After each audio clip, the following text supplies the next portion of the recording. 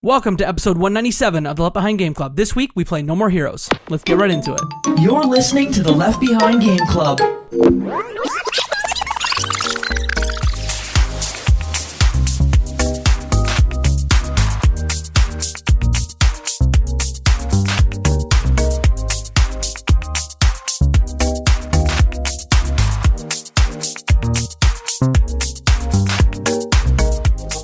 Welcome to the Left Behind Game Club, our never-ending attempt to make sure that no game is left behind. I'm your host, Jacob McCourt, and today I have two friends with me. The first friend, you know him, you love him. His name is Travis Colnut. Oh, hi. Hello. Oh, hi. Oh, hi. How's it going?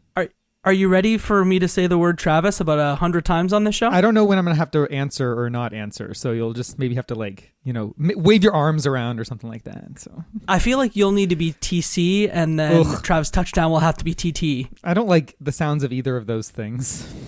Yeah, it's we'll come up with something else. Maybe our second friend could help us workshop something better than TT and TC. He is the host over at Carpool Gaming and at All End Media. It's Seth Sturgill. Seth, hello. Hi, everybody. It's me here to talk about No More Heroes, which is one of the things I was born to do. So I'm happy to be here. Did you throw It's a Me in there? Because I feel like you might have. It's a me. That I've been doing Nintendo coverage for a long time. That kind of is just my natural state at this point. Has to do with Mario. I feel like that tracks. It is your first time on the show, so folks don't know what you are all about. Can you let the folks know where you can be found on the internet and what kind of content you're making? Nintendo content primarily. Yeah, Nintendo and indies is kind of my thing. I'll try to make this as succinct as possible. So over at All In Media, which is a little independent media network that I founded, we do several podcasts that are dedicated to Nintendo indie coverage. There's a YouTube channel called All In Media that I do content for, where I spotlight Switch indie games, do podcasts like the Koopa Cast, Bit Harmony, a video game music podcast, a bunch of Patreon content and stuff like this. So I do that for All In Media. Then over at Carpool Gaming, who I've been with for almost 3 years now, I'm one of the hosts of the Nintendo Drive.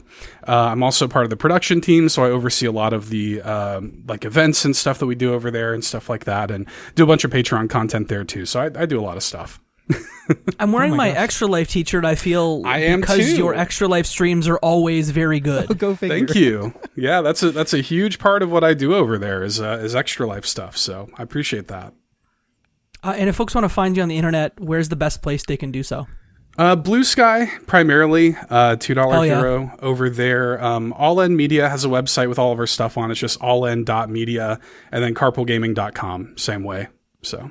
Excellent. We'll make sure to include all that in the show notes for today. Thanks again for coming on to talk about No More Heroes. Before we get into that, just a quick few reminders. If you like this show and you've been listening for a long time, do us a favor, give us a review on your podcasting platform of choice, because it really helps. And we are mostly doing stuff on Blue Sky. Left Behind Game club.bsky.social is where you can find us, or jump in the Discord, because we love talking about video games in there.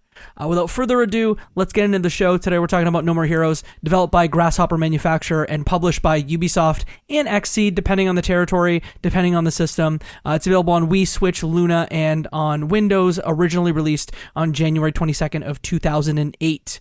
We start the show, as we always do, with the fast pitch. It is a one-sentence description of the game that we are about to talk about. And Seth, I feel like, as our guest today, I'm going to give you the option to go first if you are feeling brave. Oh, sure. Let me try to describe this on the fly. As Travis Touchdown, you are charged with taking on a league of assassins to prove something to yourself and other people. And I guess that is probably about the most succinct I can sum it up. Hell yeah. Travis, do you want to add on? Travis Colnut, do you want to add on? I say this with the most amount of love for Suda51, but big we have Kojima at home vibes. Oh, wow. Yeah, okay. Yeah. I love you. I love you, Kojima? No, I love you, Suda51. Sorry. I will keep it succinct and just say the whole game's a good joke. I'm kind of, yeah. I want to start by asking you guys how you played this one. It's out on Switch, but it originally came out on the Wii. I am a person who owned it on Wii, but I don't think I played it on Wii because, I pulled the Jacob, and I bought it on Switch, played it on Switch. Seth, how'd you play this one? For this on Switch, but I did play it originally on Wii as well. Yeah. How's the remake from your perspective? I think it's good. I mean, it's pretty much there. There is like a weird thing with it where the audio is kind of weird on the port. I noticed like it looks pretty good, but like then when you're in combat, it's like very loud. Like the sound is just very loud for like hitting people and stuff. So that was a little bit wonky, but otherwise, yeah, it was a completely fine port in my experience. No issues at all. I mean, for me, the Wii version is objectively better in a lot of senses because you don't have Sylvia calling you on the Wii remote like she did on the original and stuff, and but still it's a fine port. It's a great way to play the game. Travis, I know how you played it, but for the listeners at home, how did you play it? So I originally got it when it came out on Wii because I was also like, it was a very mature game for the Wii at the time, right? I was kind of in a like, I'm a real gamer kind of mode. And so I got like that and like Mad World. And there was a couple of these like more ultra violent games that came out for the Wii. Yeah, exactly. Red Steel, yeah. And so then I had played that. I played the sequel, both kind of pretty close back to back because those came out pretty close to each other, I think. Mm-hmm. And then for this, I played it on Switch with Jacob's copy. So... And see, I named a couple of systems, but despite only being out in North America on Switch, Wii, Luna, Windows, there's also a port of the game in Japan that's available on PS3 and 360 that has extra content. Now, the thing that is kind of trippy is if you look at a graphical side-by-side of all of them, which I would almost encourage you to do if you're curious, the Switch port almost looks worse than the 360 and PS3 port. But it's mostly stylistic, right? Because I think that this game is more like bright on the Switch, where there's like more shadow and contrast on the 360 PS3 ports. But obviously in North America, you can't easily come about it. So the Switch port is probably the best way to play this. Right. If folks don't know what this game is all about, what I'd love to do first is maybe just give a very quick overview of what the gameplay is in this one. I think it's fair maybe to call it a action hack and slash sort of game, but there's weird open world elements to it as well. So maybe Seth, I'll have you start just talking about like broad strokes the gameplay, and Travis and I kind of fill in from there.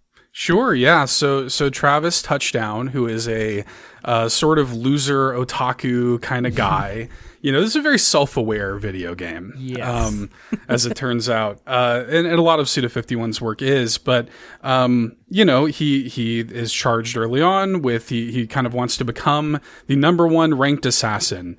So he takes on the United Assassins Association, going through the 10 ranked assassins. Between those jobs, like between the core assassination, like boss fights, you have to take on these little side jobs to earn money, and it's like very much you're like mowing grass, picking up coconuts and stuff like this, and it's like very boring kind of work. Yes. To build up money to then kind of properly take on the in quotes cool stuff, right? And and yeah, I mean that's pretty much the game. You kind of like rinse and repeat until you go through all of the boss fights, and that's more or less what the gist of the gameplay is anyway.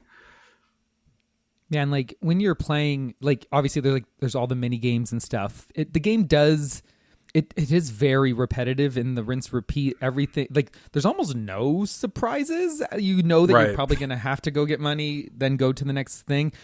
But the game does do a good job of like changing up the theme or what you're going to be doing in each boss fight. So there might be in the boss fight now there's a racing aspect, or in this one there's a baseball aspect or something, or you're riding around on your motorcycle. So it doesn't stick to the same formula in terms of the combat.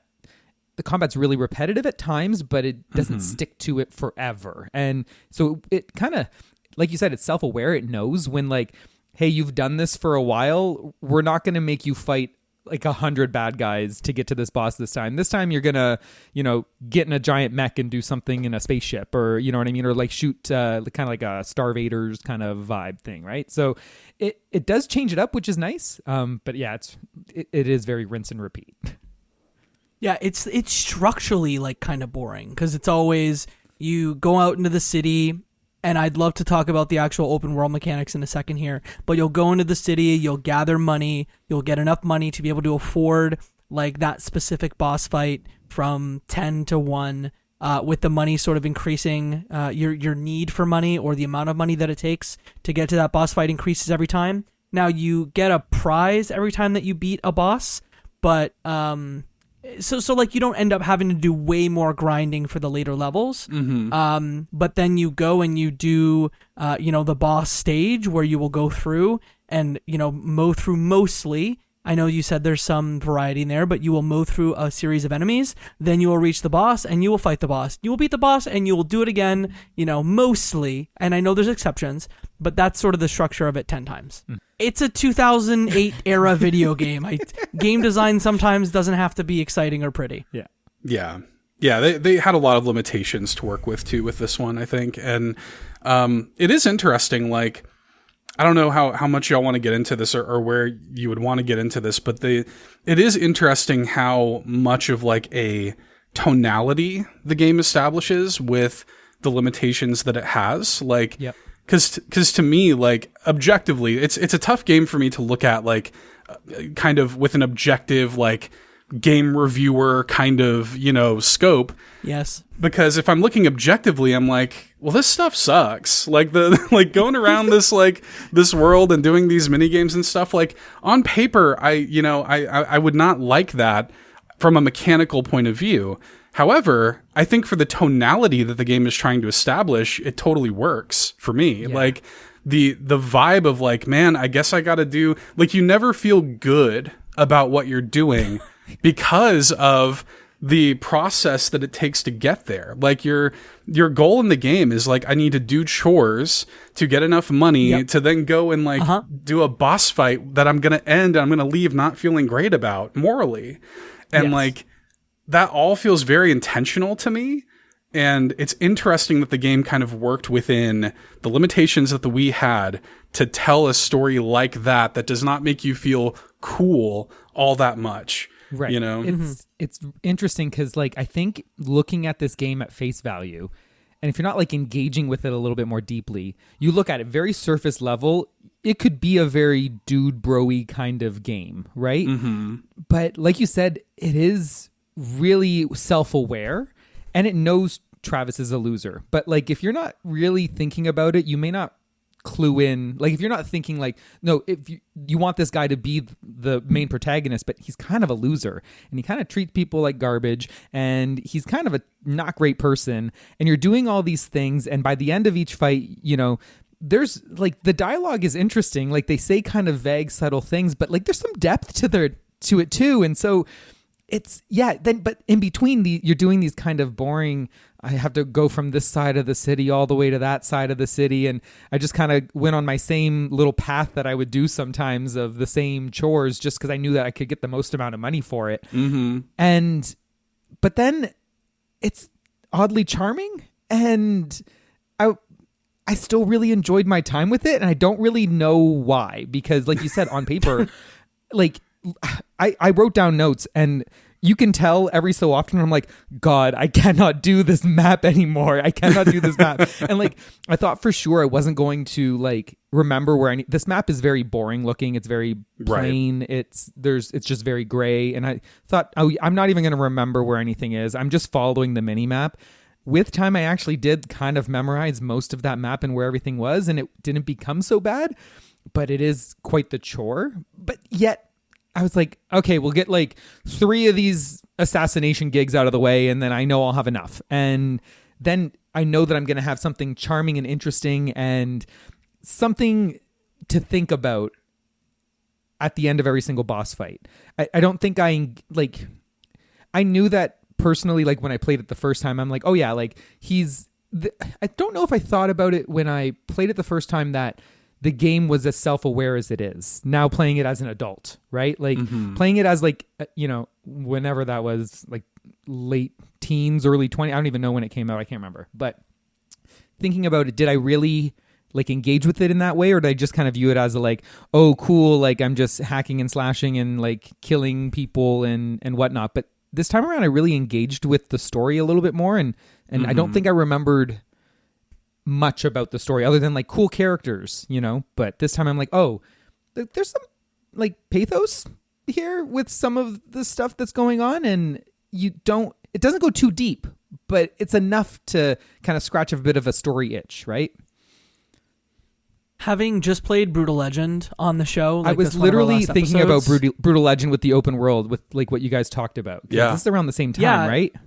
It's around the same time, and I think that there's probably, if we were to look back at it, you probably have a series of games that have pretty empty, boring open worlds that had seen, stuff like Infamous and Prototype, and we're like, yo, we can do that, but we don't have the resources to actually focus on that, because at the time, with the technology, with the tools, you could do that and not much else. Like, you couldn't have an amazing story. You couldn't really have there wasn't technology for incredible motion capture, et cetera, et cetera. Like, that was your thing. If I think of Prototype, it's running around the city. I'm thinking of Crackdown. I'm running around the city. I'm collecting things. I'm shooting. The shooting's meh, but it's really like the running around, collecting, traversing. That's the cool part.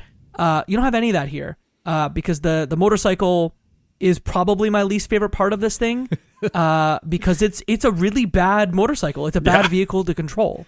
I don't know if y'all felt the same way about it. The amount of times I like just stopped I got lodged in like chairs and like a little cafe area right in front of the hotel.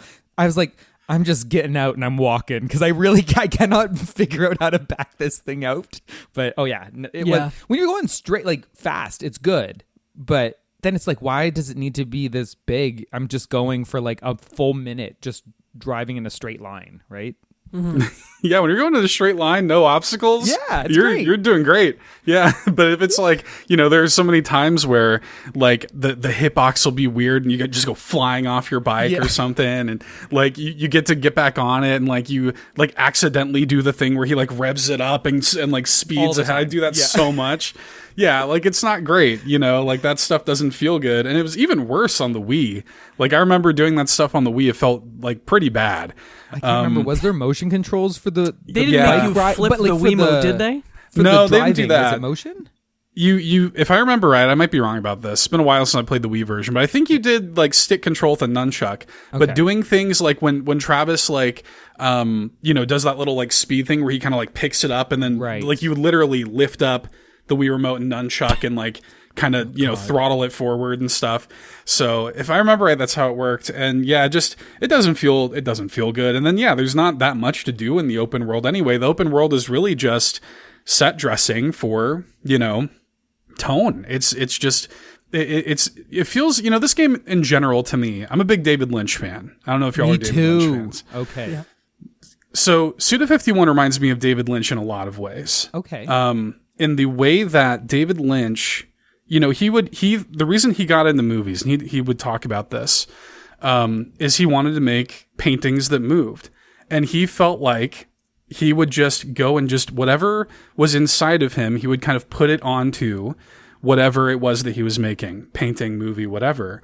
And for me, Suda51 is like always doing that. Like, he's making games that only he can make, for better or for worse, if it's good or bad.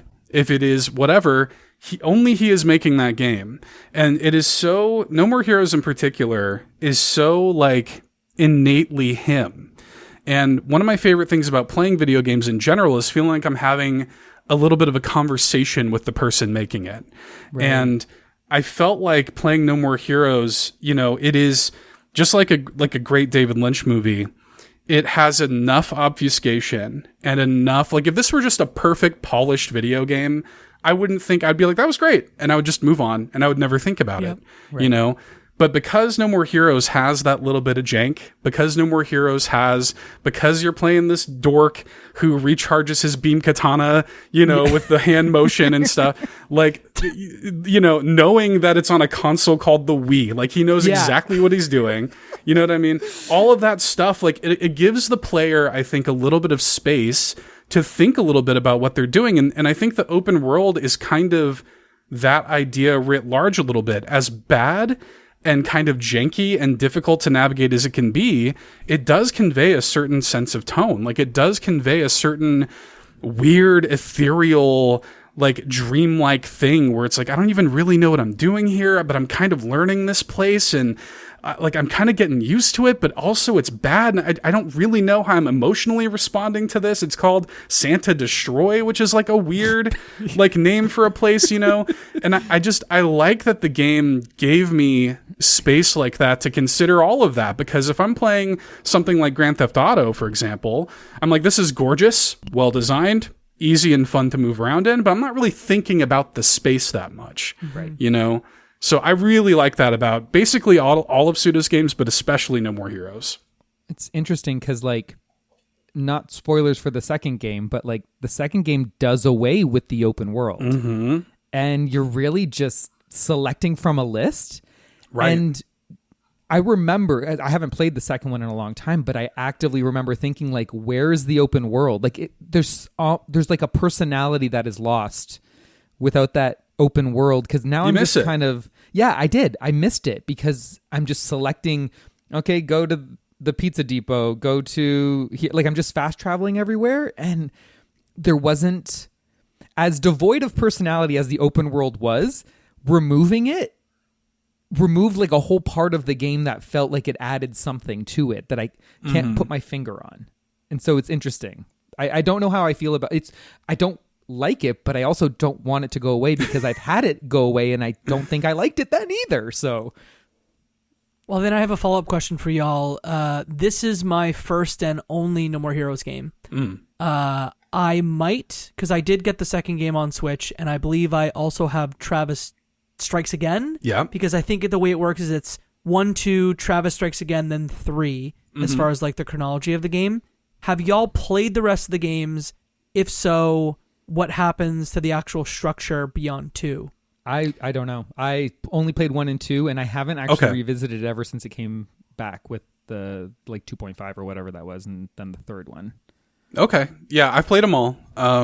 Travis Strikes Again is interesting because it's like a much more like low budget kind of thing. Like it almost feels like if No More Heroes was an indie game or something. Interesting. So cool. Like it is, there's no like open world to it. You're kind of going from like beat to beat. It still has a lot of No More Heroes stuff. And honestly, narratively, it's probably the densest No More Heroes game. There's a lot of like cool narrative stuff in that game. But then No More Heroes 3, they brought back the open world from 1. But this one, it is literally like how I talked about in No More Heroes 1. It feels like this weird, like hazy dream thing with like nothing really in there, but also you're kind of getting attached to it. No More Heroes 3, it is literally like a digitized Santa Destroy that takes place like in this weird, like these aliens like blow it up. Yeah, like in the beginning of the game, these aliens like literally blow everything up, and they're kind of recreating it in a weird digital like almost facade or something. Oh, okay. It's weird. And No More Heroes 3 is a fascinating game for a lot of reasons. But yeah, like they structurally, I think that the way that No More Heroes 1 and 3 does it is my favorite. I really like that kind of, I don't know, that like I like that space. I like kind of driving around and just kind of thinking about the placement and like the stuff going on. I don't know. There's something about that I really like, even if I don't think it's necessarily objectively, again, done super well. I think part of it is like when you're literally from start to finish being Travis the entire game. Yeah. I think selecting where you're going from a menu kind of feels like, okay, I'm just playing a character. Like there's not like an embodiment aspect, right? It's like, oh, I have to do the traversal. I have to do the tasks. I have to do the chores like picking up coconuts. You're actually like, I have to go to the bathroom. I have to go back to my hotel room, like, or whatever it is, the motel. Like my motel, and I have a very cute cat, Yes. and there he is. But like there's like an immersiveness to having to do every step of the way in this game that you lose in 2 because you're kind of just selecting from a menu and then, doing the actions. So it's interesting. We have feelings about the open world. I think we might also have feelings about the combat, because I will say combat boss battles, my favorite part of this title. And despite being a game at this point that is approaching 20 years old, I felt like the combat was simple, but mostly like brain dead fun. I don't know if y'all felt the same way. Mm-hmm. Yeah, so I find it very fun. It's like, it's just enough, right? Because you're really button mashing, doing basic stuff, dodging. You might go into like the block parry kind of thing and swerve out of the way and go into slow-mo a little bit. But, it's getting that extra little like moment of when you whittle like the health down and then getting to like do the slash. Yes. Like that always feels good. Yes. Like I love how they worked in like just weird, like it's this pastiche of like everything that Suda is. Like Suda loves wrestling. Yeah. So like he, cut his teeth working on the Fire Pro Wrestling series and stuff like this. And like he worked that into the game. Like he, like this little stuff, even though it doesn't make a lot of sense for tall, lanky Travis Touchdown to know luchador moves, he sure does. Yeah. And to pick up random lucha masks on the ground that then will, through osmosis, teach him how to do additional moves. Sure. From his trainer that he trained with in Quebec or whatever it was. And by the way, this is just so Suda. The trainer is never revealed in the entire series who the trainer is. Oh, really? Oh, that's Great. funny. Ever. Never revealed. Love it. But their initials are MS, which people think is, I don't remember the character's name, something Smith, I think, from Fire Pro Wrestling. Oh, that's So Suda finds these weird little ways to like connect elements of his past and put it like into the game, even though he legally can't say that it's connected to Fire Pro Wrestling. He's going to find a way to make it connect to Fire Pro Wrestling, and so like even that, like in the combat, like being able to grab people and body slam them and stuff like that. And Travis has like weirdly good form doing it, and like, I don't know. Suplexes look real good. Yeah, it's great.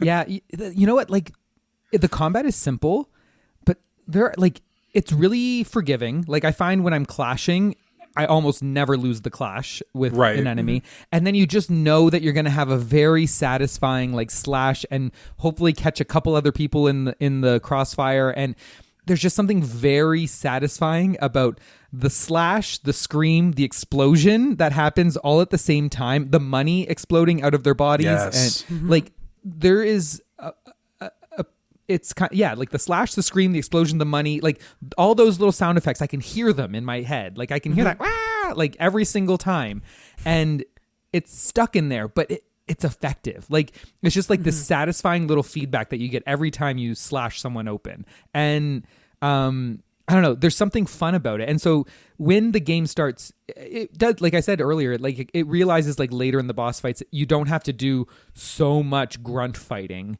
to get to your boss. And maybe it kind of changes it up or changes the perspective and you're on a bus, or does it where you're doing a little mini game with them or running them over with a bike.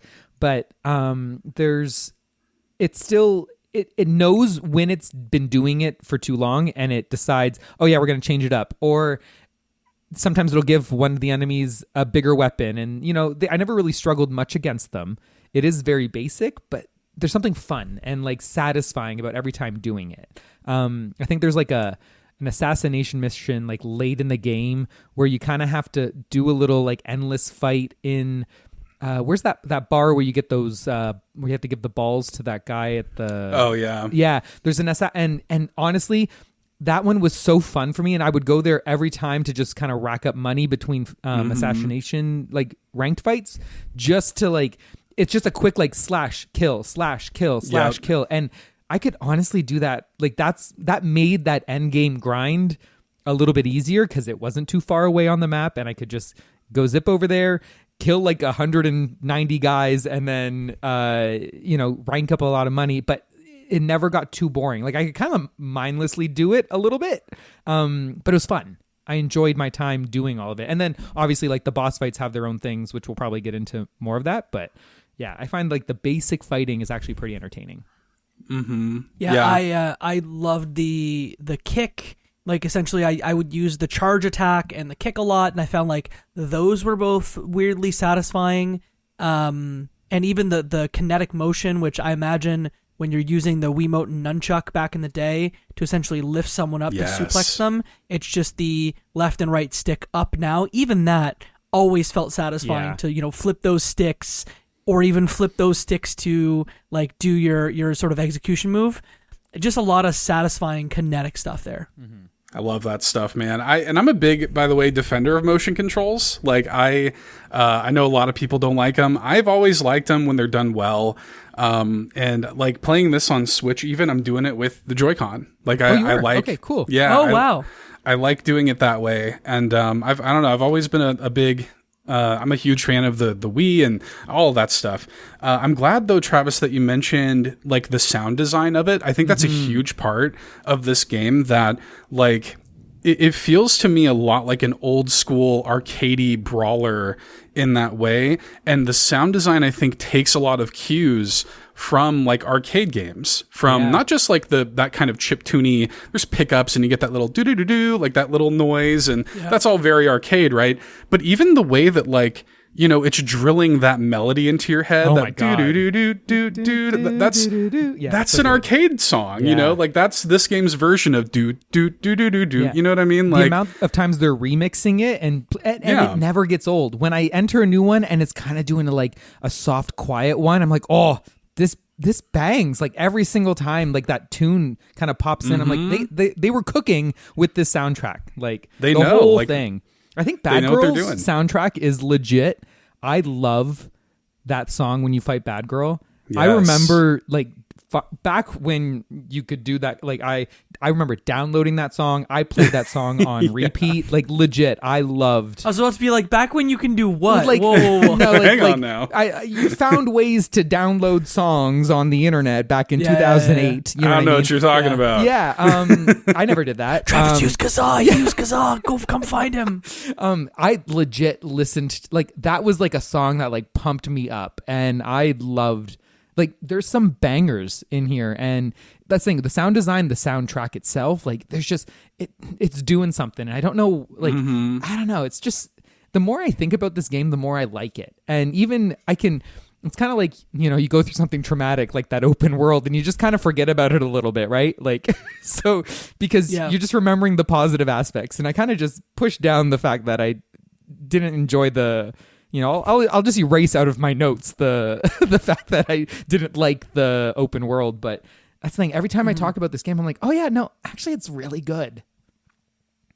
Yeah, and I think that's what I appreciate about this format, because I beat this game a little while ago, and Travis knows this because I might have sent him a few messages. There were parts of this that I really hated, and parts of it that I were like, man, parts of this game are not good, but it's how I am, and also how this game is. You appreciate it more and more as you have space from it, and it's something that we've all sort of said you can, once it's in the rear view, you can kind of appreciate how it's better than the sum of its parts. Yeah, right. I remember you getting really frustrated at the Shinobu fight. Like you were texting me like things, but the thing is, when I did that Shinobu fight, I was kind of going in guns blazing, and I realized, oh, he wants me to slow down. Like, this is a meticulous, you wait for your opening kind of fight. And up until that point, you're just guns blazing, hacking and slashing, and you've not had to actually think about really your button input at all up until that fight. You're really just, I can button mash my way through almost this whole entire game. Up until that fight, you got to like precisely dodge. You have to wait your turn. You have to look for your openings and do specific things. And it is very much a skill check, but I don't know, there's something about it. It's really smart because it's like, oh no, there's some depth to the combat here. As long as you don't just decide to like, it's actively telling you, don't run head first into this fight. And then you do that again with Bad Girl. It's very much, don't run head first into this fight. You've got to wait your turn. The fight takes a little bit of time, but you get to listen to some great music while you're doing it. Exactly. I love anytime the game kind of makes me stop and think a little bit more about what I have to do. I like, that kind of thing. Because, otherwise you're just kind of on autopilot, doing the same thing. It's great. Like, it's satisfying in a sort of 99 Nights Dynasty Warriors kind of way. Like I'm good with that for a long time. I actually would love to see a No More Heroes Musou. Like, I think it would be perfect for that. Yeah. But yeah, but still, I like those fights like the ones you mentioned where you have to actually kind of stop and think. Yeah.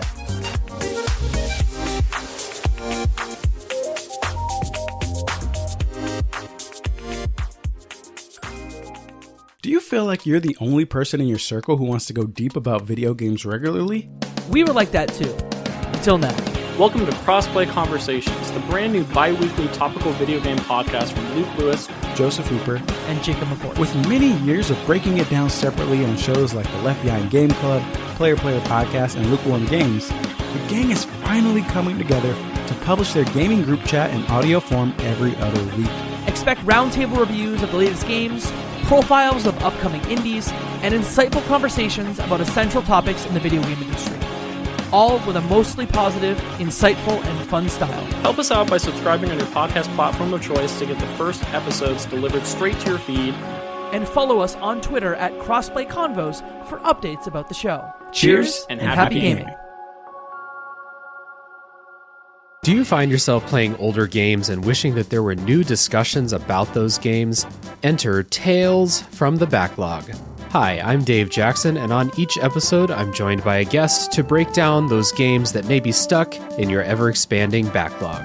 Each episode looks at one game in depth, focusing on mechanics, story, music, and other aspects with no spoilers until a clearly marked spoiler wall in the middle. If you've played the game, go ahead and climb that spoiler wall and enjoy in-depth story discussions, and if not, jump out when we warn you and maybe go play that game for yourself. We have over 100 episodes in the feed, everything from Disco Elysium to Tunic to discussion episodes about how to get into horror games, and if games actually need to be fun, or if they have more to offer. I guarantee that there's something in there for everybody. Once again, that's Tales from the Backlog, available wherever your podcasts are found. So we've started to sort of open it up and talk about some of the boss fights. There are, I think, 10 of them. Because there's a boss fight before you get to the ranked fights, right. But there's actually one that doesn't happen, and so I believe that there's 10 of them. I'd love to know some of your highlights and lowlights from those different boss fights. I can start maybe quickly and talk about go one. ahead. So one of my highlights was Destroyman. And I think it's mostly just because it's so silly. I think I'm not surprised. I'm shocked that I didn't think Destroyman would have been your highlight. I don't know what it is, but you feel like you Travis, we've been friends for too long. I'm not That's surprised, what that tells but me. I'm surprised I didn't realize that earlier. He's a professional wrestler. Yeah. He's essentially like the personification of a professional wrestler. As a I don't know if he's a TV star or he's a film star. I think he's a film star in the game, but essentially he also has powers and fights you in his studio. It's really dumb, and he's not really hard, but his attacks have a lot more flair than they cause actual damage, and so I mostly appreciated... I didn't appreciate the soundtrack for this one because it just felt like someone was banging pots and pans while you were fighting him, but the boss fight was good. Yeah, that's a good one. That's a funny one too. Like that whole character is pretty funny. They also, and I don't know if this was intentional or not, that something y'all will learn about me. I overthink everything. Like I am a chronic overthinker. I like to read into everything. And I like to operate under the assumption that nothing is done by accident, especially when it comes with video games. So it's funny because the voice actor of Destroyman is Josh Keaton, who is a very famous voice actor. Josh Keaton is also the person who did the voice of Hercules in the original animated Hercules. Okay. And so I wonder if that was an intentional kind of like, let's get the Hercules dude to voice this guy. You know what I mean? Like, that's kind of funny to play this kind of character who, almost has that misplaced sense of bravado to him and, that kind of vibe. I don't know if that was intentional or not, but I like to think that it was. That's so funny. I mean, he's played so many like DC, because I think I had to look it up here, but he plays Green Lantern in like almost every Lego or DC video game in the 2010s, and so maybe they did go after the guy. Who's the DC guy who does the Hercules too? Yeah. Seems on point for Suda. Yeah, just go ahead and get that guy. Get the person that it makes sense. And again, I don't know if any of this was intentional, but I like to think it was. Suda seems to be the guy that makes intentional things like this happen. Destroyman was a highlight for me. Seth, what did you have a highlight? Yeah, my favorite boss fight in the game is Holly. Holly Summers. Yeah, good. Yes, thank you for bringing her up. Yeah, well, and it's not even really, the fight itself is kind of cool and interesting because, it's the actual, like, narrative. Like, to me, that's where the game tonally really changes. Like, that's where the entire sort of narrative setup of the game completely shifts and made me think about the game's story in a completely different way. Because I don't know. I don't know how should we save like more in-depth narrative things for later, or should I just go for it? I think what we'll do now is, and this is a great point to do so. Okay. If you are listening and you want to check out No More Heroes, cool game. We have thoughts about it, but we're gonna share story spoilers for this one starting now. Seth, the floor is yours. Okay. I just wanted to make sure how deep I should go. Spoiler warnings are good. Spoiler warning. Okay, good deal. So for me, No More Heroes in general, because I think about this kind of thing a lot, and I think about like even the title. I'm like, what does this even mean? Right. You know, No More Heroes. The game was originally called Heroes when he was developing it, but there was a show called Heroes at the time, and he's like, I can't get away with this. Yeah. So had to change it to No More Heroes. I think it's a lyric from a song or something like that he liked, or something like this. But I was thinking about like kind of what like the game means to me and like what I can sort of extrapolate from the game itself. And for me, the Holly Summers like character and boss fight kind of sums it all up really nicely, because there's a moment after you take her down and she's talking to Travis this whole time. And up until this point, Travis has just been killing everybody with no remorse. He's like, whatever. And Holly's the one that actually tries to like talk to him. And he's like, like, the other assassins didn't talk this much. Like, can we just get on with it? You know? And he's like, you don't need to like overthink all this. Like, we're fighting. And she's like, well, hang on a second, let's actually talk about what it is you're doing and why you're doing it, And after the fight is over, Travis hesitates to kill her. Yeah. And she says something, I don't remember what the exact line is, but she says something along the lines of like when you hesitated, I could tell you were different. Sort of thing. Right. Like, yes. Like when you hesitated to kill me, I could tell that you weren't like the other assassins. But at the same time, made a comment about killing a woman and said, if you can't kill a woman, right, you're like a lesser person. Right. Like you're not a thug. But I took that as like you're a lesser person, but it sounds like actually he's saying like you're not a thug and you won't be able to do this at all. Right. I like the way that I read into that moment and the game at large is it's a story about this dude who is like the quintessential send up of like the person I would have thought was super cool when I was like 13. Right. You know what I mean? Like just he has all this cool anime and he collects all these action figures and he's got a beam katana and stuff, but actually he's a loser. He's kind of a bad person. He treats women badly, he's super misogynistic and stuff like this. And all he wants to do is be an assassin and kill people, or so he thinks. Like, even when you get into the first fight with Death Metal, and you're in, like, the Death Metal's mansion and stuff, and Travis says something to the effect of, like, oh, I can't wait for this to be my life one day, And the whole, like, the whole, like, kind of vibe of that Death Metal fight is like, yeah, but do you really? Like, is this really what you want? You don't know what you're getting yourself into a little bit, right? Right. You don't know what this means, because getting into this means that you have to give up a piece of your soul effectively. And you have to, like in this world, even though you're idolizing this lifestyle of an assassin, even though you think that these are your heroes, there are no more heroes. You know what I mean? When you get into this world, there are no more heroes left in this world. Right. And so that's kind of my take on the title. And so when Travis kind of makes that delineation within himself, his whole demeanor changes to where he actually starts to empathize a little bit more with the people that he's fighting and killing. And he, it's interesting because he makes that decision within himself to say, this is what I've always wanted. I'm in it now, but it doesn't mean I have to be a cold, heartless, nothing. And I don't have to be like everybody else. And I can actually, be myself and retain that piece of my soul while still chasing my dreams and doing what I want to do. Not in a heroic sense. He's not a hero, but he can still be him, And that's kind of that whole like Holly fight is kind of when I think the game lets that idea bloom a little bit. And Travis is different from that point on. Yeah. There's a somberness to him. There's a pathos to him. You see a little bit of it with Shinobu in that like he can't kill her either because she's a child. He says she's a child. I can't this and that. He slices off her arm instead. But then every single time he has a fight with a woman, there's this part of him that comes out that she says he can't do it, but he has a harder time following through.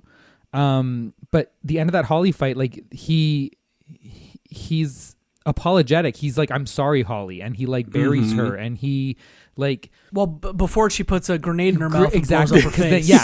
Because she kills herself because she's like, no, I lost. You won the end, right? And he can't really deal with it. And you see him kind of deteriorate as you go through the rest of the game. And then he is able to Speedbuster, he is able to kill with no problem, but you really don't get the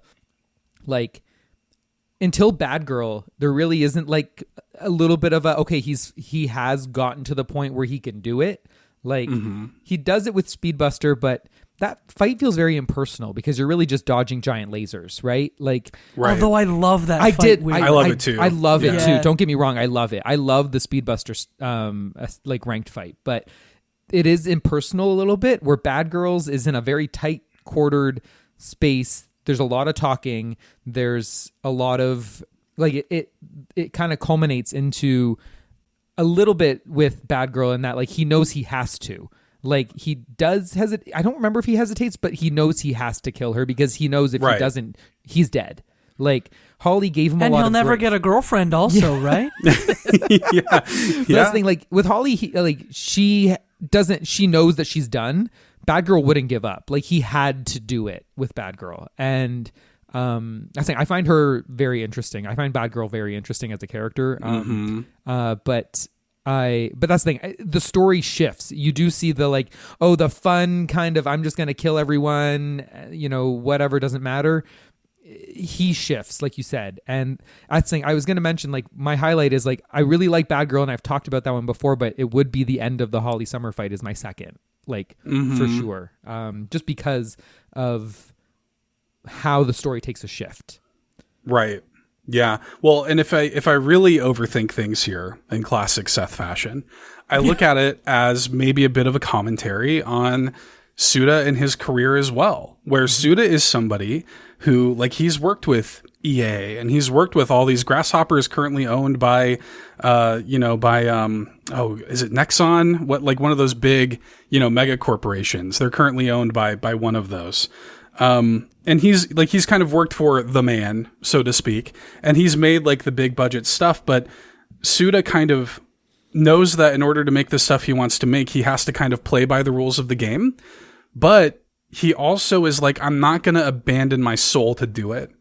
And that's kind of my my feeling of Travis Touchdown is I know that I have to play by the rules of the game. I know that I've kind of put myself in this, but I'm not going to get rid of who I am in order to do it. And as somebody who does content creation full time and stuff, that's the kind of story that resonates with me a lot, because getting into this sort of thing, in the back of your head, you're man, there's all this stuff that I could do. I could play by the rules. I could play by the rule book and I could do all this stuff, but would it make me happy? You know what I mean? Would it make me would it be good for my soul? Would I be the same person at the end of it you know? And it's like, no, like I want to play this game, but I want to do it my way, you know? So that's kind of, I relate to that a lot. And I think that Suda went through that in his career. And I think that Travis kind of goes through that in this game. NetEase. They've been owned by NetEase since that's 2021. Yes. I think this is probably a good question to ask, you know, because we've talked about Suda a lot here. We haven't really like talked about, we've hinted at some of the games that he's worked on, but I'd love to know, like, beyond this, if you have another favorite non-No More Heroes game that people can go and check out. I've always been a big fan of the game that he did with the Resident Evil Shadows of the Damned. I was always a fan of that. Although the remake that actually just came out, I believe last fall, like maybe shows that this game also didn't age super well, but at the time I really loved Shadows of the Damned. Maybe is there a game that you guys really loved in Suda's like gameography that you think people should check out? It's a great one. I don't know if I've played any other ones. That's the thing. I've always been very interested in Killer 7. I just never got around to it at the time. Probably because I don't even know, it must have come out on GameCube. There's no way it didn't. Yeah. That was like a GameCube and PS2 era game. That's the thing. So, but like I never played it, but it was always like, oh, what is this? And then it wasn't until No More Heroes that I actually played a Suda51 game. And then honestly, I haven't played anything since. Okay. Yeah, Killer 7's an interesting one. That is on Steam, and they actually just, like this year, I think, gave it like a 4K update on Steam. Really? Oh my god. Like out of nowhere. Like they're just updating Killer 7. Like, all right, cool. And Killer 7's a rough one to go back to. Like the gameplay of it's kind of weird, but like there is something there. I don't know if either of y'all have played Sorry We're Closed. I want to. I've wanted to. I love that game. It's on my list. I've demoed it before. Phenomenal game. I adore that game. The whole like gimmick with Sorry We're Closed, where like you go into first person and you shoot like the weak spots. Right. That basically is Killer 7. That's Killer 7.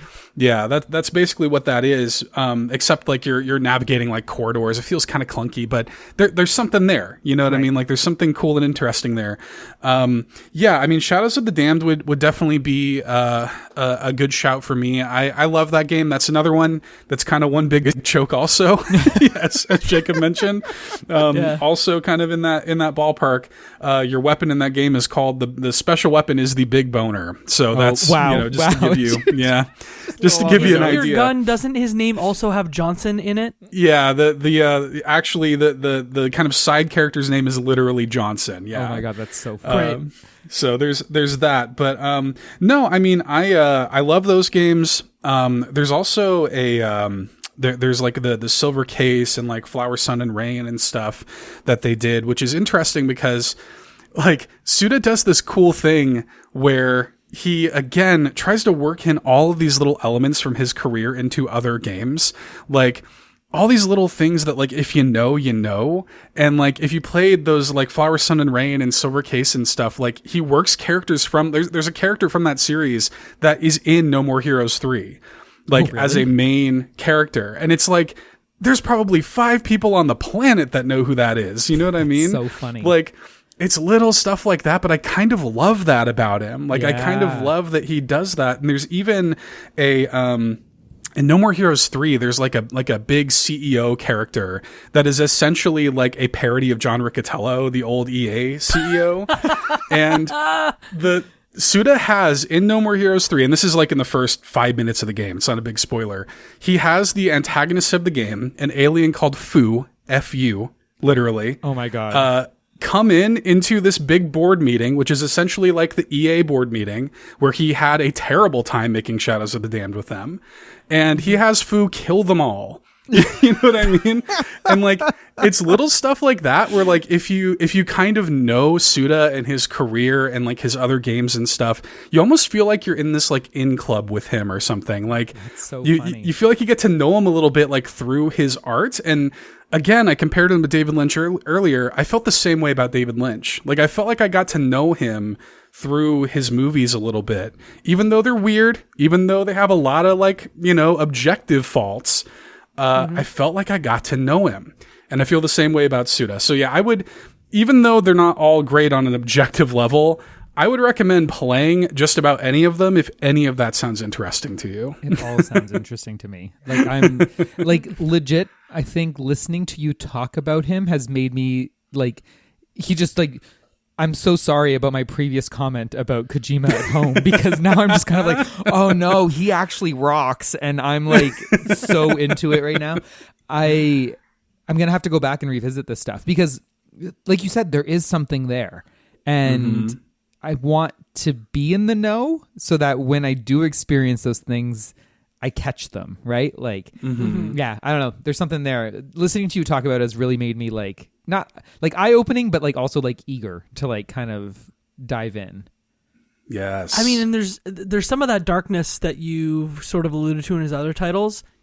In this game too, we haven't talked about sort of how the game like gets to a conclusion with Jeane. Yeah. Who, spoilers, is your half-sister. Yeah. And the part that I found was very funny is she wants to give you her backstory, but essentially says, like, I don't know how it's set up. She's like, yeah. But my understanding is... is... Yeah, go ahead.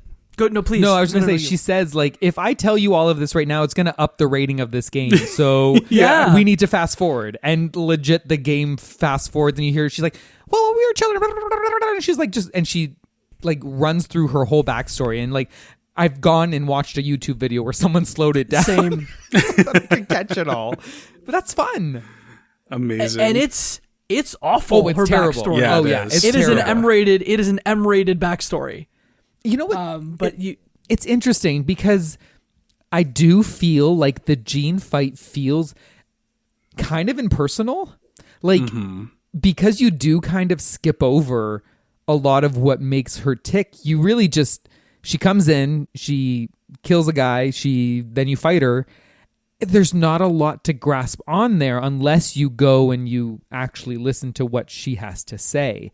It's weird because it does feel not anticlimactic in the sense that like it's a fine fight. Like it's very much one of those, like, I feel like I just had to chip away at her here and there, but I didn't feel connected to her in the same way I was connected to Bad Girl or Holly or Shinobu or, I mean, I'm listing all the female characters because honestly they were all the better. I kind of preferred all of them mostly. Yeah. She felt like the least interesting one because also visually she's also kind of the least interesting looking. She's just in like kind of a, little fighting, arcade fighter gear thing, and she just kind of punches you. Like there's not a lot actually going on. Like all the other fights are so dynamic, and there's, they have crazy weapons and gimmicks and all these things, and she is very basic and bare bones, and you kind of, and you skim over her entire story, and it's interesting to end on that without having gone back to like listen to it. I don't know why. Like, I'd love to understand the reasonings why, and I'm sure if I gave it more thought, other than like right here, right now on the spot, like, because I'm thinking about this now, I'm wondering like what the intention is there, right? Like with why would she be so kind of basic and kind of, I mean, obviously, like, spoilers, there's another fight after this if you did it right, but Yeah. it's interesting that this is what the game ended on, with a character that you're not overly attached to in the same way, or at least didn't get a lot out of right off the hop. You know what it reminded me of weirdly? If you guys remember X-Men Origins Wolverine, the final fight between Deadpool and Wolverine. He just kind of shows up. That's Like, sort of right. what it reminded me of from the same era. Oh my god. Where you take away Deadpool's ability to speak, and like he just is going to fight Wolverine, I guess, with all these powers. Right. Very. Yeah. How can you say, I don't know if you remember X-Men, and expect me not to have an answer to this? Travis, that was not for you. Travis is a very huge X-Men fan, so. Oh, okay. So funny. Yeah. Well, yeah. I mean, if I had to, put myself into that headspace, I mean, my kind of question would be, like, should it feel satisfying? Right. Like, should it? Like, should the end of this game feel like a big hurrah? Actually, You know? when you're thinking about, we're going on this path of like, this is destroying who you are.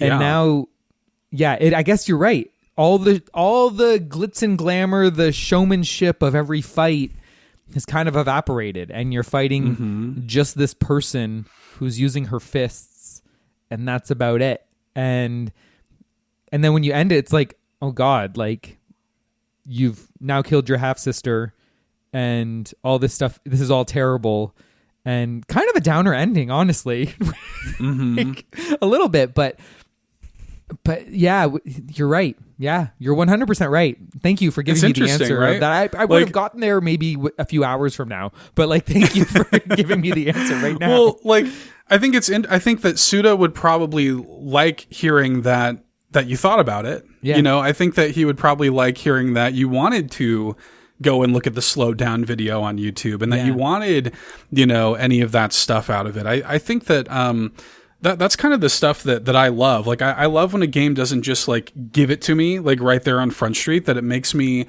think about it. Because again, you know, I mentioned this earlier, like if it were just this big, like if you did, because they set it up right, like you're fighting like a Dark Star, right? Yeah. And he's this big, like badass, like, you know, he's in this like Super Sentai suit, and he's saying, "I'm your father," and like it's building up like it's this big climactic thing. And, you know, and then like he's just sort of unceremoniously killed, and Jeane's like, "He's not your father. Like, what are you talking? Like, this isn't the way this is going to end." Like, you know, whatever dumb anime ending you have cooked up in your head, that's not real. You know, right. This is what's actually real. And in real life, this story probably shouldn't have a satisfying conclusion.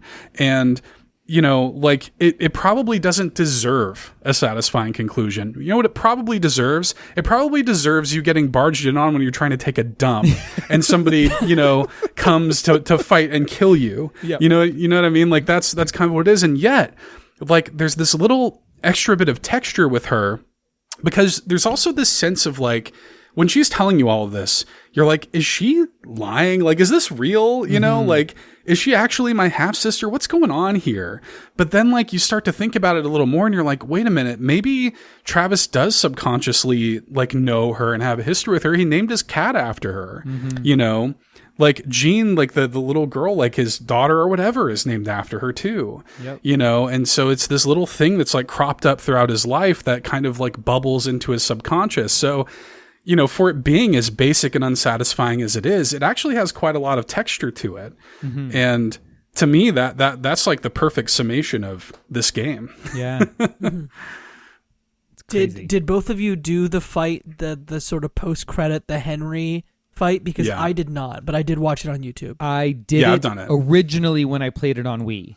But going back, because in order to get that, you got to make some money so that you can get the right beam katana. I was like, I don't want to do all the money part again. I know this exists. I'm satisfied with my ending, and I know, and I've done it before in the past. So I watched the fight on YouTube just to get myself like reminded what happened, but I didn't have it in me to get enough money to buy that extra katana again. I couldn't do it. And then even the fight leading up to the Dark Star Jeane fight, you're on your bike, and there's a section where you have to speed boost over a bridge that's I failed that so many times, it's embarrassing. Like, and you had to redo the whole level. The whole thing. I didn't have it in me to have to do all of this, get the money, and then do that all again. I couldn't do it. I absolutely couldn't. Even though I know what happened and I had to go back and play, but I couldn't. I just couldn't do it. Yeah. Any major categories that we haven't covered here? I know we've talked about the side, the boss battles, the presentation. We've talked about a little bit of the history and about Suda. Maybe one little question for y'all. Favorite side mission? They were mostly bad, but did you get any enjoyment out of any of them? I loved Bike Jump. Bike Jump was fun. Go ahead. Oh, I really liked the garbage pickup one. It was oddly satisfying to just kind of walk around and just quickly pick up. And once you got the if you because you can collect balls throughout the area, give it to a guy at a bar, and then get different kind of little side abilities. One of them was to run when you're not in a combat area. So you could then run freely. So when I started doing that garbage pickup mission, I'd run between the little garbage pieces, and it's just there's something very satisfying about it. Cutting grass was also very satisfying, but That's weirdly mine. satisfying. Yeah. Oh, really? Yeah. That's funny. I like cutting the grass. I don't know, man. I think it's kind of fun. Like Getting all of them, getting the whole thing cut in that time Yeah. limit is very satisfying. yeah, like it actually kind of, I don't know, like that's one of the ones that I would always, that's one of my go-tos. Yeah. Like I like cutting the grass, man. It's just fun. Like I just kind of like it. And I like too that like you can kind of put a little flair on it. Like it's how I am when I'm cutting the grass, you know, like you kind of get locked in, you know, and you're in your own little, something about it, cutting the grass, listening to music, like you're in your own little world there. His little spin that he does when he's like, he I puts his love hand it. up. Oh yeah. Yeah. It's great. It's so good. I love it. And how it's hard to control. Like lawnmowers also weirdly hard to control if you have an older Yeah. one. I have a question for you guys, and it's if you had to guess what the Open Critic rating of this game was when it came out, what do you think that Open Critic rating would be? I was surprised. I will say that. I'm gonna say 79. I was thinking that exact number. Wow. I'll go a step higher. I guess I don't think it cracks the 80s. 78, 79. I was literally thinking 79. That's so funny. Yeah. Yeah. So it cracks the 80s. Oh really? Wow. It is an 83 on Open Critic. Okay. All right. Look at you, No More Heroes. Yeah. All right. Now, it does include some newer reviews of it. I'm assuming from the Switch version, we're at 40 reviews. Okay. But a lot of these reviews came, like, you know, from original. 2020 and beyond. Okay. Yeah. Okay. Yeah. I'd love to read off two, and you can sort of agree or disagree here, at least parts of them. This is from Destructoid. I've been playing No More Heroes and No More Heroes 2 Desperate Struggle for more than a decade now, as they never cease to amaze me with their untethered style, violent action, and satisfying combat. These HD ports on Switch, with these HD ports on Switch, you can be damn sure that I'll be playing them for the next decade as well. That's from CJ Andreessen, giving it an 8 out of 10. Nice. CJ's a friend of I'm mine. not gonna read. I love really? CJ. Oh. He's a great guy. Yeah, he's a great guy. You'll have to shout him out and say, hey, guess what? We read your old review of No More Heroes on a podcast. I'll definitely link this to him. Yeah, Destructoid is, that old Destructoid crew full of No More Heroes fans. I'll just let you know that. That's so funny. I'm going to read part of this review from Stuart Gipp from Nintendo Life. No More Heroes is something very rare, a game that's actually better now than it was on its original bow, showing us just how little the gaming landscape has actually moved forward. They gave it a 9 out of 10 and then said, if you missed it on Wii, buy it immediately. If you didn't, you most likely already have. I don't know how I feel about being like that specific comment about how little the gaming landscape has moved forward, but I think that this review has more than that. You can check it out. We'll link it. Nice. It's aged a bit. Yeah, there's definitely some aged aspects, especially some For of sure. the, some of the jokes and stuff like that can, obviously, but I don't know, there's still something very charming about playing it like now as I'm older. Kind of like I said, it was just, I don't know, there's something about it that I can't quite put my finger on that makes me just ignore all the bad parts. It's Stockholm Syndrome. Yeah. That's what it is. I'm just, yeah. I mean, frankly, like any bad part that I have here is mostly just that the like boss design, for example, just outpaced what your character could do, because your character, like, you can move around, but I feel like you maybe don't have the mobility that you would in a game from the 2020s, which I'm assuming it gets better with No More Heroes 3. Yeah. That it maybe feels a little better to play. So beyond that, though, I love the boss battles, and the chores were the chores. But sometimes there was some fun to find in there. Yeah, I'm with you. There's so my favorite independent developer is Analgesic Productions. I don't know if y'all are familiar with like Anodyne or anything like that. Even The Ocean, Stephanie. I love their games. And I was interviewing Melo Santani, one of the two developers, and he said something in that interview as we were kind of talking that always stuck with me. Because I asked him about like what some of his design inspirations were, like kind of what he looks for when he's designing a game. And he said, I kind of only like to play bad video games. And Like, I thought it was such a funny quote, but it's stuck in my head. And I'm like, I'm kind of with you because, like, even though they're mechanics that, again, objectively are bad or dated or whatever, like, a bad video game gives me something to think about at least. Right. You know? And I really love that about all of Suda's games is, yeah, there's stuff in here. There's stuff in No More Heroes that's bad and dated. But, like, at least it gives you something to think about, man. I play so many games in the modern age that are pretty polished and all the rest, but give me no substance, right? You know, like this game has like some of that stuff that I crave when I play video games. And if it means like kind of thinking about bad mechanics or whatever in quotes, then like, so be it, you know, for me. There's 7 stay with you, right? Yeah. Totally. I love a 7. Some of my favorite games of all time are 7s, you know? There's stuff in this game, like the characters and the story that like he did not put in this game. Like you can tell like there is depth and lore happening that is just not shared with us. And I think that's the part that intrigues me the most. It's like, I wish there was like a journal or something that like I could read. You want to read his lore book, I don't want to you? read the lore book. Like it's, but like there's depth here that you're just inferring most of the time and you're guessing at. And I think that's what I like. I think there's substance here, like you said, that just makes me want to, I want to know more. I want to know more about this. I want to know more about that. I'm not going to get it, probably. Like, I know that, you know, if I play if I play Travis Strikes Again and 3, am I going to get it all? Probably not. Is it going to end with a pretty little bow on the end? Probably not. But also, I don't know, there's something just there's depth to it that you can't see.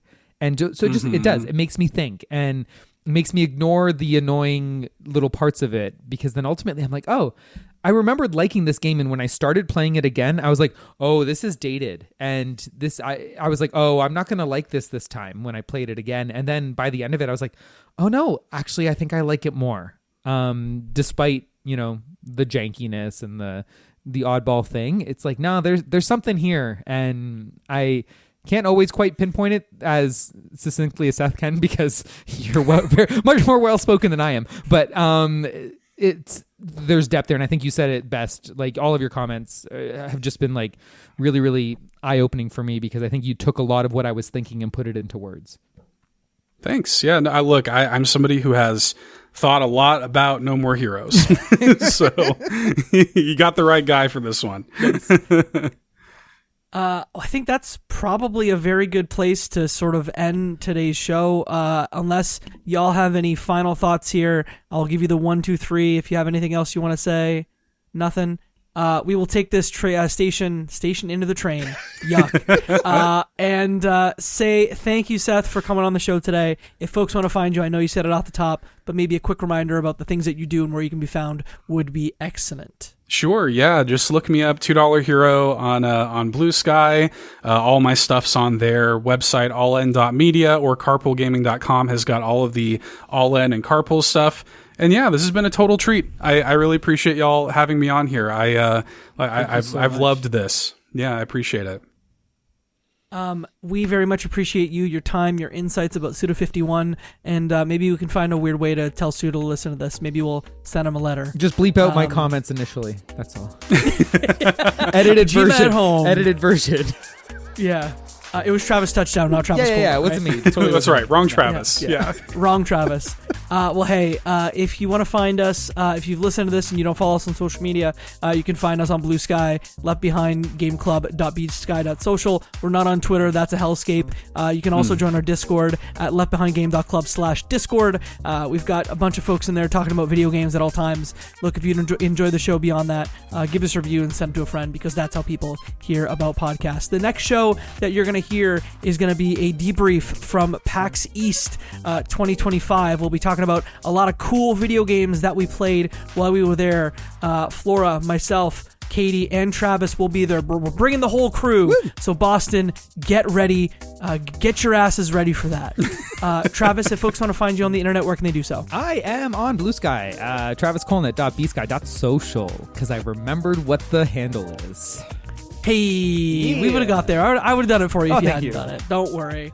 And you can find me at jacob.bsky.social because I was one of the first users on that platform, and I'll say it every freaking time I get the chance. Yep. I'm obnoxious, and here we are. That's That's was cool. That's it for our show today, and that, my friends, is one less game left behind.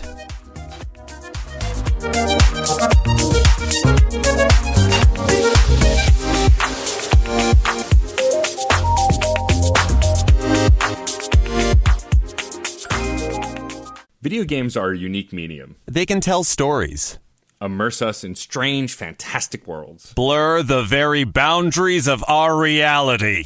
But at the end of the day, video games are fun. Whatever fun is to you. I'm Jeff Moonen, And I am Matt, a.k.a. Stormageddon. and on Fun and Games, we talk about the history, trends, and community of video games. It's a celebration of all the games we play and all the fun we find within them. And there's so many more games out there, so we hope you'll share in that conversation with us. Fun and Games podcast with Matt and Jeff. Find us on certainpov.com or wherever you get your podcasts. And happy gaming.